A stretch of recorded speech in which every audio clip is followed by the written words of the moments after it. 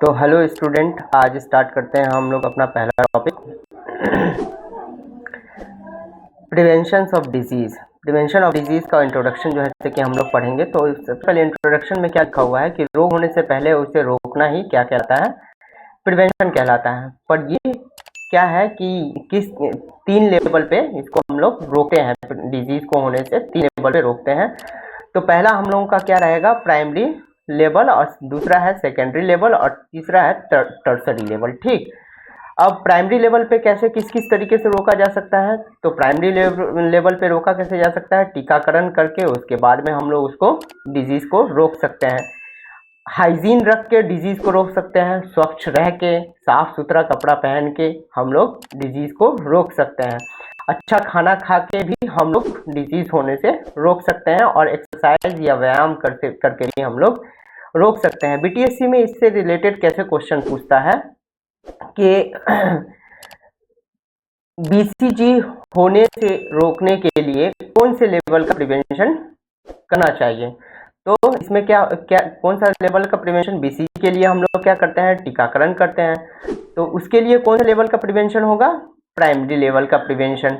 ठीक है, उसके बाद में आता है सेकेंडरी प्रिवेंशन। सेकेंडरी प्रिवेंशन में क्या है कि स्क्रीनिंग करते हैं या फिर अर्ली डायग्नोसिस करते हैं या उसका अर्ली ट्रीटमेंट करते हैं। तो ये हम लोगों का क्या होता है, सेकेंडरी लेवल प्रिवेंशन होता है।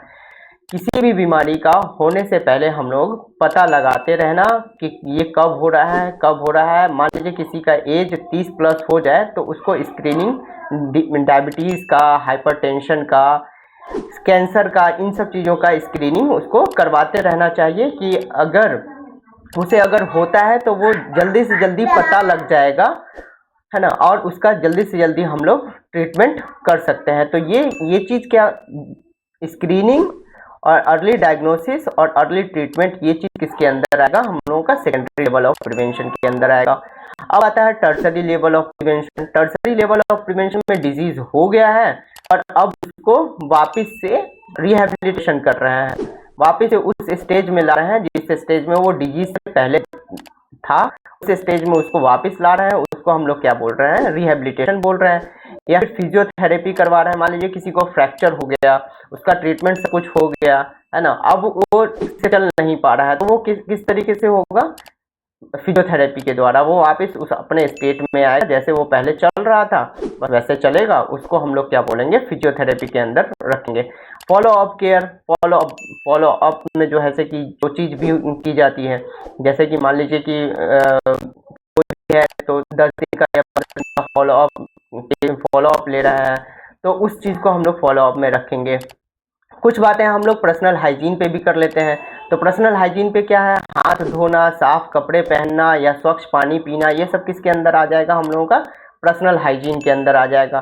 कम्युनिकेबल डिजीज़, ये इतना ज़्यादा पूछा जाने वाला नहीं है, इसका अलग से बहुत लंबा टॉपिक्स है, इसको हम लोग अलग से डिस्कस करेंगे। कम्युनिकेबल डिजीज़ का एक पूरा क्लास रहेगा, है ना, वो उस पर हम लोग पूरा एक क्लास बनाएंगे। कम्युनिकेबल डिजीज़ का हो सकता है बहुत जल्द बनाएं, है ना। तो इसमें हम लोग पढ़ेंगे कि हाँ कैसे ये फैलता है और इसके क्या इंक्यूबेशन पीरियड होता है और किस कौन कौन से डिजीज़ इसके अंदर कवर की जाती है, वो सारी चीज़ें हम लोग कम्युनिकेबल डिजीज़ के अंदर पढ़ेंगे। एएनएम्स का रोल क्या होता है, स्वास्थ्य शिक्षा देना, टीकाकरण करना और जागरूकता फैलाना, ये एएनएम्स का रोल होता है। और एक लाइन इसके लिए मैंने इसमें रखा है, prevention is better than cure. Prevention क्या होता है, वो क्योर से अच्छा होता है। हमेशा कोई भी बीमारी होने से पहले अगर हम उसको बचा लेते हैं तो वो ज़्यादा अच्छा होता है, इसलिए यहाँ पे लिखा हुआ है prevention is better than cure.